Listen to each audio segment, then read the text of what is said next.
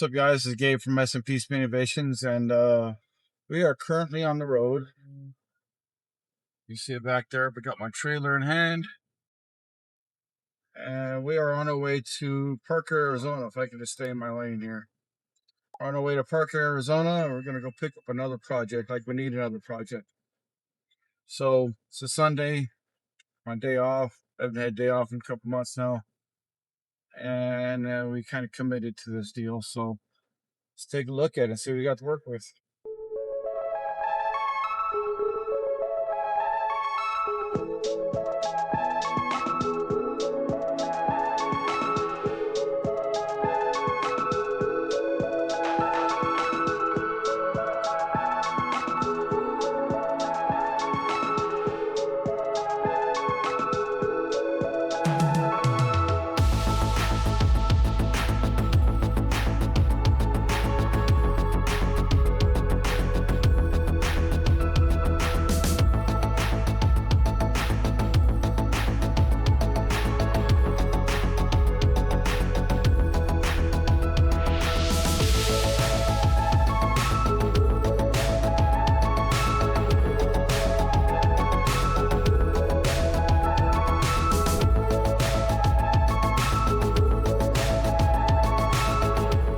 So what's really neat about this truck is it's got a distributor for a carbureted deal, but it's fuel injected and it's got an early intake manifold. Well, we ended up buying it and it's loaded up on the trailer back there behind us. It needs a little more work than what I thought, but it is actually a pretty neat truck. It's got factory air conditioning, sunroof, power windows. It is the SR5 gauge cluster, so it's got the tachometer on it. The factory EQ looking deal, that thing's pretty neat. But some really neat stuff about this truck, I just can't get past. But for the most part, it's a neat deal. It's going to take some work to get it running, but to make it run right. It runs, but it runs on 3 cylinders. So we'll put some work in it, kind of go from there.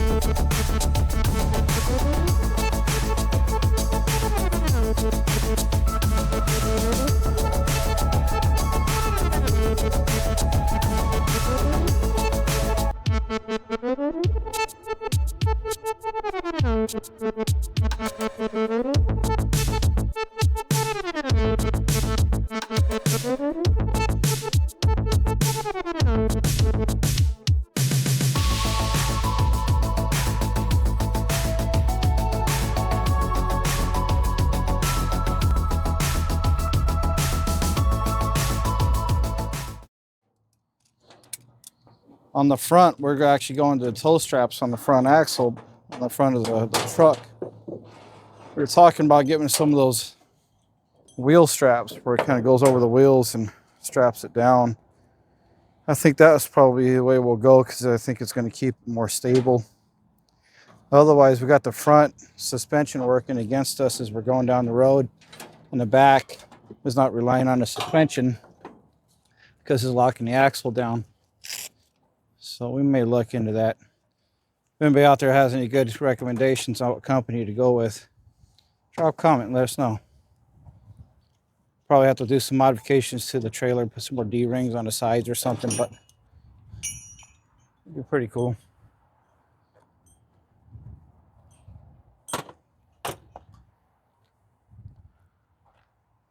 All right, let me climb in real quick. And you'll put the jumper pack on. Yep. We'll see if we can spin this thing over. Fire it up.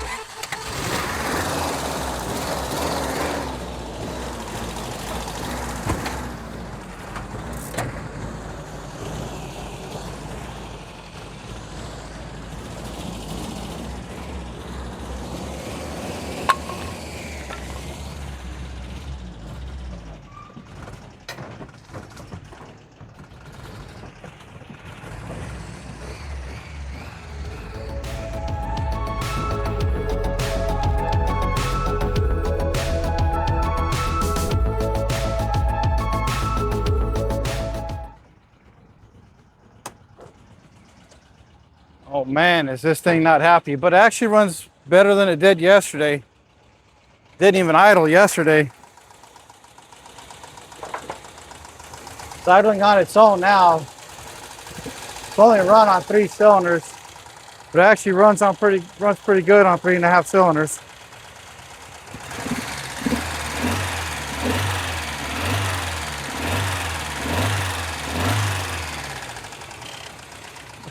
Runs better now than it did yesterday. Yeah. I think it likes us.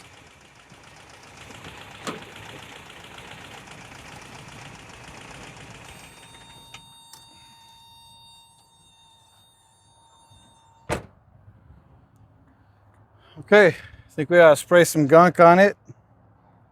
Let it soak in. And then after work, we'll come back and pressure wash this thing really, really good. What do you think? Mm-hmm. Get that gunk here, did it show up? Yes. All right. Showed up right when we were starting to unload this. Okay, perfect. Well, let's spray it down real quick. So this being an 84, it's technically an early, but it's an 84 fuel injected. So how you tell is you look over here in the block and you should see like a little bow tie deal, like a Chevy bow tie. I don't know if you guys can see it, but right about there is normally where you see it. Now in our 22R ITB truck, we actually have a spot there. Maybe John can put that in a video. This might be an early block. It might be an early EFI motor. If you click the side button, you have a laser you could point with. Oh, yeah, let's see. This one right here. Yeah. So, Okay. So right about in that neighborhood there's a little bow tie looking thing that the Lates have. And they put the bow tie stuff there because that was the oil drain back for the factory turbo setup. So there's nothing here on this one. Very, very interesting. Okay, let's get to clean this thing.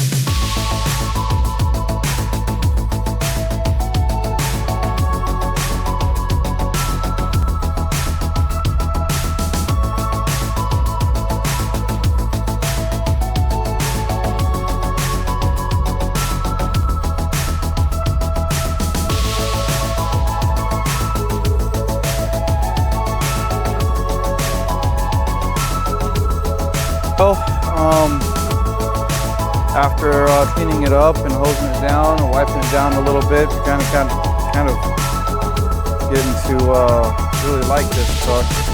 I talked earlier about that carburetor distributor on this thing. I did a little bit of research, and after going down the Google rabbit hole, 1984 22RE Toyota pickup trucks actually had a carbureted style distributor on their setup. And if you look at the igniter and coil setup, there's no output wire that goes to the computer. So that's kind of interesting. So what that means is that it sends the tach signal into the dash, and dash probably sends that RPM tach signal to the ECU, and the ECU just fires injectors. There's no synchronization in any of these anyway, so not unless it's our multi-coil setup, so that would kind of make sense. I've seen some of the early Celicas, the 22R Celicas that were EFI'd, and some of those were carburetor distributors, so it's a really neat setup. At first, because of the way the wires were taped together, I actually thought that somebody put the wrong distributor in it. Would it work? It probably would work. Just the timing would be all over the place because of the advance plate. But yeah, it's a neat setup. So what we're gonna do is that's it for this part of the video. Is just kind of showing what we have. I don't know. The more I look at it, the more I like it. It's kind of neat. I mean, it's got the sunroof. It's got the really super rare wheels, the Toyota 14-inch wheels right there. It's got the tilt steering wheel, the air conditioning, the cruise control, power steering, 5-speed, SR5 gauge cluster, extended cab. This thing's got like every option I've ever seen on these things. Oh, power windows, can't forget the power windows, Super neat truck, very cool truck. So I don't think I've seen one with as many options as this has. So it's a neat truck. Will we keep it, sell it, flip it? Not sure. Kind of falling in love with it. My kids are kind of falling in love with it. My oldest one is usually the guy who says, no, don't buy it, no, no, no. And he's like, I like this one. Oh, crap. That means I might have to keep it. So the next step for us, when we have some time, maybe next week or something like that, but the very next step is going to be seeing why it's running on 3 cylinders. So the very first thing we'll do is pull the spark plugs. We'll pull the spark plugs, kind of see what we look at, see which cylinder is dead. I can hear when this engine's cranking that it's got low compression on one cylinder, or at least one cylinder is a little weak on compression. So we'll pull the spark plugs and see what it is. Somebody put brand new injectors in it, Amazon injectors. So don't buy Amazon injectors. And then they did new spark plugs in it. So it's kind of saying that somebody's been chasing this issue for a while. So that's the first thing we'll do. Then we'll pull the valve cover, take a look at the valve train. Maybe we just got a flat cam lobe or something like that. That could be. See what's going on there. We'll take the stock injectors that they supplied us with a bunch of parts that came with it over the years. And we'll take the stock injectors, we'll put them on an injector flow bench over there. And we'll see what they look like. You see what they flow like, maybe see if maybe it's just a bad injector or something like that. There's nothing in the valve train, nothing in the injectors. Maybe we'll clean the injectors and swap them back out. We'll probably end up doing a leak down test and then a compression test. Leak down test is going to tell us if the engine is any good or not and how much percentage of loss we're going to have. We can probably check out one of our other YouTube videos on valve train and leak down testing, stuff like that. We did one recently on that. Check that out. That's pretty good information there. The compression test will tell us what cylinder is weak as well, but the leak down test is going to tell us where around the valves, around the intake valve seat, exhaust valve seat, or around the rings. So it's going to tell us where that leak is. So that's going to be valuable information. Then from there, we'll probably get into like checking the annoyed light and plugging in all the injectors and just see if maybe one of the injectors isn't firing. That could be a wiring issue or an ECU issue. So we do know it's got black smoke coming out the exhaust, and that's usually because I think the cold start injector is just flooding the thing right now. So it's really, really, really bad. Plus the engine check light is on. So maybe we'll do a video on the Morse code engine check light situation, counting the blinking lights and what does that mean and how you search that up and figure out what those codes actually mean. Morse code type of deal. Morse code diagnostic, that's a good one. So anyway, that's it for this video. If you guys like this video, please drop a comment down below. Don't forget to do all that stalker stuff. Like, follow, subscribe. We love that. Appreciate it. Thank you guys for all of our followers. Videos are going to be looking a little different from here on out. We got Mark over here doing videos instead of John. So we had some changes here in the shop. But anyway, keep an eye out for our videos. Tell us what you guys think, and we'll see you guys next time. Have a good day.